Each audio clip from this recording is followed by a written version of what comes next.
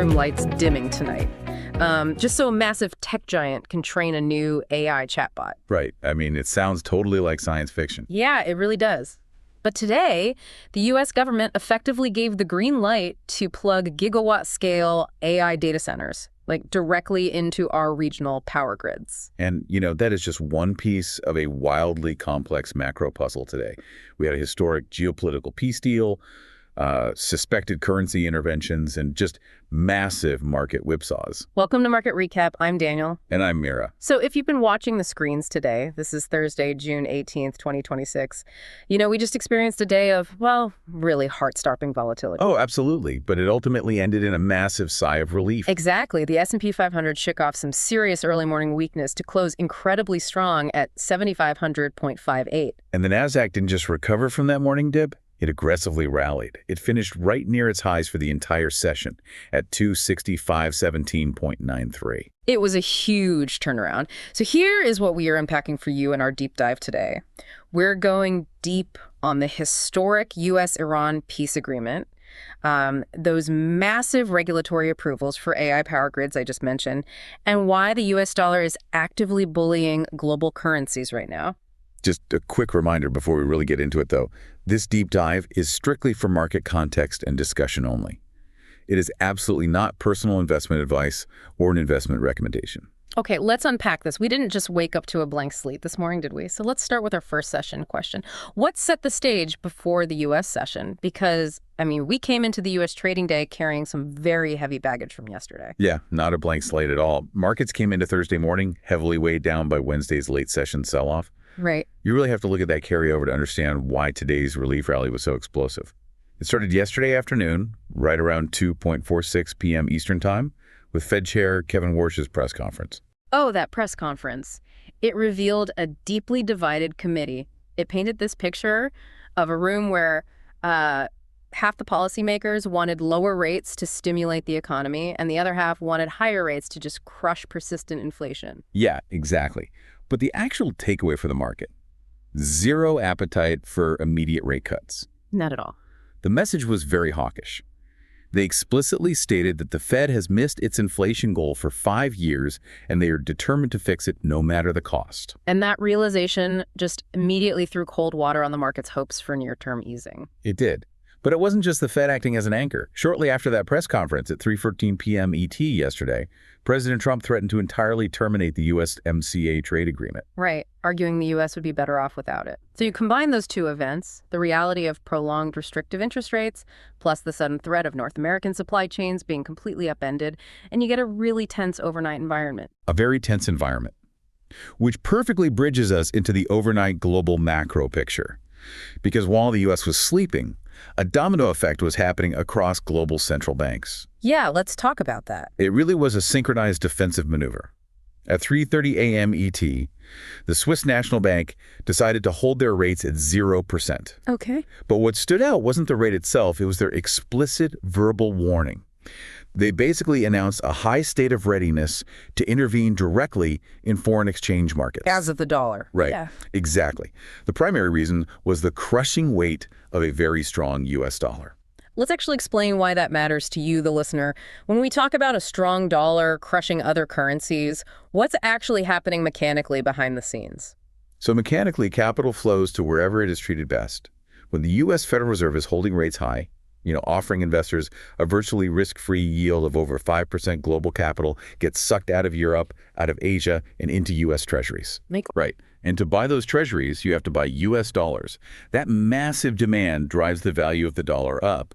And conversely, it drives the value of the Swiss franc or the euro or the yen down. And when your local currency collapses, literally everything you import, especially oil and energy, which are priced in dollars globally, suddenly becomes exponentially more expensive. You are literally importing inflation. Exactly. And that brings us to Japan. The strong dollar is heavily suspected of forcing overnight forex interventions by Japan. They are likely stepping into the open market, selling off their own U.S. dollar reserves, and buying the yen to artificially prop up its value. Right, and this comes right after some stark warnings from Japanese officials about the sheer impact of a weak currency on household costs. Yeah, they are feeling the pressure. Wait, I have to stop you there, Mira. Look at the board from this morning. Switzerland holds rates. Then at 7 a.m. ET, the Bank of England holds rates at 3.75% in a 7-2 vote. Meanwhile, the European Central Bank is signaling their neutral rate is creeping up to 2.5%. Are all these central banks just paralyzed by the data right now, or is this massive dollar strength actually fracturing things behind the scenes? That's a fair question, but what's fascinating here is that it's not paralysis. It's a highly coordinated, higher for longer approach. They are hyper-vigilant. Okay. They know the strong dollar is wrecking their local currencies, but they are absolutely terrified of repeating the inflation mistakes of 2022. So they are actively choosing currency pain over inflation pain. We've talked before about discount rates as financial gravity. Well, that gravity is exerting immense pressure onto the global financial system right now. It really is. But then, just before the opening bell in New York, we got a sudden relief valve. Out of the Middle East, yeah. Yes. At 9:06 a.m. ET, the Kuwait Petroleum Corporation unexpectedly announced they were lifting all force majeure declarations with immediate effect. Let's define force majeure for a second, because it sounds like arcane legal jargon, but it's actually the linchpin of global commodity contracts. Right, it's huge. It's a clause that essentially says an unforeseeable, unavoidable event like a war or a massive strike has occurred, and therefore we are legally excused from fulfilling our delivery contracts. Exactly. And when Kuwait declared force majeure previously, it locked up a massive amount of global oil supply. So by abruptly lifting it this morning, they are legally signaling that the taps are wide open. They are instantly dumping crude oil and refined products back into the global supply chain, rapidly boosting output much faster than anyone anticipated. So just to lock in the baseline, before the U.S. cash market opened, we had a highly tense stage. Tight money central banks holding the line globally, the U.S. dollar acting like a wrecking ball on foreign exchange markets. But a sudden glimmer of energy supply relief from Kuwait. Exactly. Okay, that wraps up the overnight drama. Let's take a quick breather, and when we come back, we'll look at the U.S. opening bell.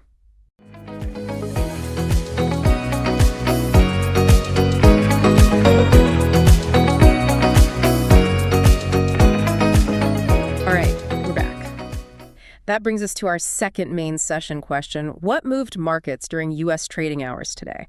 Because once that opening bell rang, the dynamics shifted entirely. It really did. We got hard economic data right at the open that effectively laid a concrete foundation for the equity market. The 8:30 a.m. data. Yep.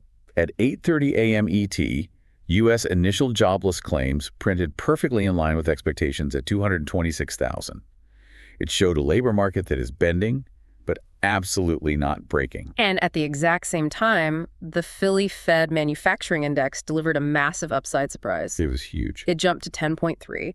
That completely crushed the forecast of 10-point year and decisively reversed a prior negative print. And if we connect this to the bigger picture, this is huge for the bulls. This resilient growth data supports the equity market's current valuation models. Right. It basically demonstrates that the underlying economy is actually strong enough to absorb those higher discount rates without cracking. Here's where it gets really interesting, though. The data was a nice foundation, but the true explosive driver of today's relief rally was purely geopolitical. We had the historic announcement of the U.S.-Iran Memorandum of Understanding. Oh, this is a monumental shift. Yeah. The agreement effectively ends the immediate military conflict. It terminates the U.S. naval blockade on Iranian ports with immediate effect. Wow. But most crucially, for global markets, it ensures a 60-day window of restriction-free passage for commercial ships through the Strait of Hormuz. Let's talk about the Strait of Hormuz for a second, because you cannot overstate its importance.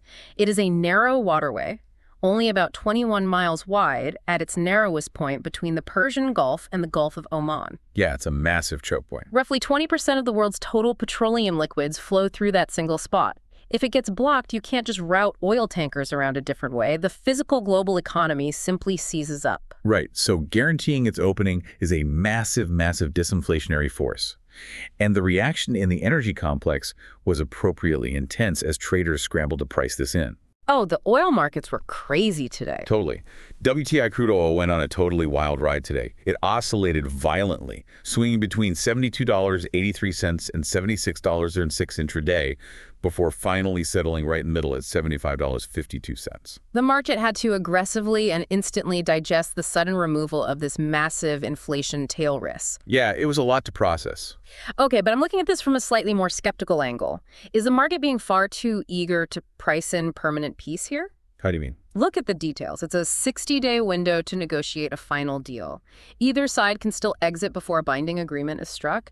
Is this a true, lasting resolution, or are we just watching geopolitical brinkmanship as bargaining leverage, pausing for a breather? Well, applying a game-theoretic lens to the Middle East almost always suggests that tension is simply being deferred, not erased. It buys the global economy 60 days of vital breathing room, but the structural, regional tensions are entirely intact. Right, so the market is pricing in the absence of an immediate shock rather than the presence of eternal peace. Exactly, which is really all the equity market needs to spark a rally. Give them an inch of certainty, and they will buy the mile. True. And while energy traders were busy sweating out those geopolitical nuances, the tech sector got a massive, entirely domestic catalyst of its own. The FERC announcement.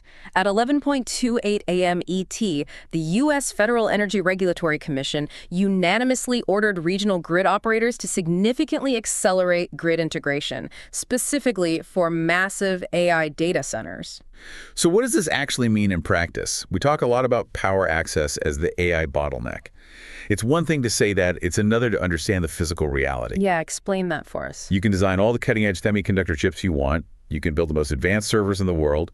But if you cannot plug them into the electrical grid because there aren't enough high-voltage transformers or transmission lines, well, none of it matters. The entire AI revolution physically stops. Precisely. To understand why this FERC ruling is so monumental, you have to look at the physical anatomy of the U.S. power grid. The grid isn't just one giant battery. Right. It's a highly delicate, perfectly balanced network. When a tech giant wants to build a massive data center, they can't just plug that into the existing infrastructure. A facility that size requires entirely new, dedicated, high-voltage lines. And it requires specialized transformers that currently have a supply chain backlog of over 3 years.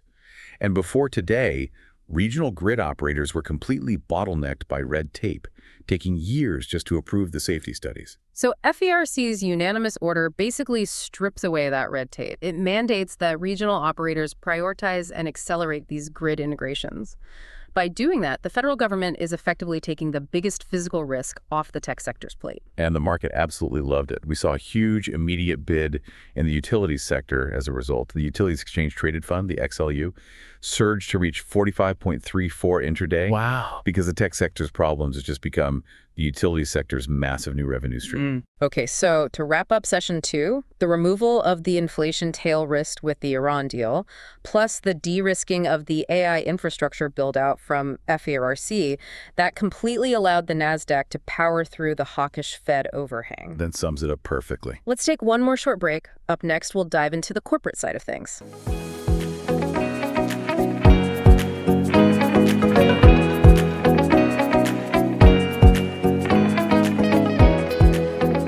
See you in a minute. Welcome back. Let's jump straight into our third session. How are corporate events reacting to this macro backdrop, and what do we watch next? Well, we are seeing this macroeconomic grid news instantly show up on actual corporate balance sheets. It is moving rapidly from regulatory theory to hard capital expenditure reality. The numbers are just crazy. The scale is staggering. Today, we saw Meta striking deals with a data center firm called Crusoe to secure roughly 1.6 gigawatts of computing capacity across sites in Texas and Missouri. Let's put 1.6 gigawatts into human perspective. A standard commercial nuclear reactor like a massive cooling tower, split the atom facility, produces about 1 gigawatt of power. That's insane. Yeah. Meta is securing the equivalent of a nuclear plant and a half solely to power the servers that train their artificial intelligence models. It is an astronomical, almost incomprehensible amount of localized power consumption. And concurrently, we saw news that Amazon Web Services is now in early discussions to sell its custom Trainium AI chips to other companies. Oh, wow. So they're moving beyond just AWS. Exactly. They're actively expanding their hardware business beyond just outfitting their own internal cloud ecosystem. Okay. But we know that AI CapEx is a cycle-agnostic arms race. Everyone from Meta to Amazon feels they have to spend these billions just to survive. But does this massive spending spree act as a mega CapEx market fragility mask? What do you mean by that? Well, what happens if these companies slip on their core earnings even slightly? Current stock valuations are priced for absolute flawless execution. If earnings slip, those multiples will crack. It is the multi-hundred-billion-dollar question hanging over the entire market. Equities are fundamentally supported by very real cash generation right now, but they have virtually zero margin for error. Yeah, that's the scary part. If consumer demand fades, or if inflation forces the Fed to push rates even higher, that CapEx mask slips. Well, folks, between the U.S. and Iran finally signing a peace deal and Kuwait opening the oil taps, crude oil whipped around today faster than a day trader's heart rate. No kidding. Meanwhile, the government just approved plugging massive AI data centers directly into the power grid, so your living room lights might dim tonight just so Meta can train another chatbot. But hey, with the Nasdaq rallying to close near its session highs, our portfolios can finally afford those higher electric bills. Let's just hope the Bank of Japan doesn't have to secretly intervene to help us pay them. Right. Ring that bell and go celebrate a resilient market. But seriously, what is on the immediate calendar? What should we watch next? Okay, first up tomorrow is Friday, June 19th. U.S. equity and treasury markets are completely closed for the Juneteenth holiday, so positional trading won't resume until Monday. Enjoy the long weekend, everyone. Look into next week. On Monday, June 22 at 8:30 a.m. Eastern Time, we get the Chicago Fed National Activity Index. And then Tuesday, June 23 is a very heavy day today. S&P Global Flash US PMIs hit at 9:45 a.m. ET. And PMIs are purchasing managers' indexes. They basically survey supply chain managers to see if businesses are expanding or contracting. Right, and that is followed right at 10 a.m. AT by existing home sales and the Richmond Fed Manufacturing Index. Those flash PMIs on Tuesday will be critical. They will tell us if this resilient growth narrative actually holds up across the broader economy. So if the margin for error in the market is truly zero, how do we actually position a portfolio for that? You can't just buy the index and close your eyes right now. Definitely not.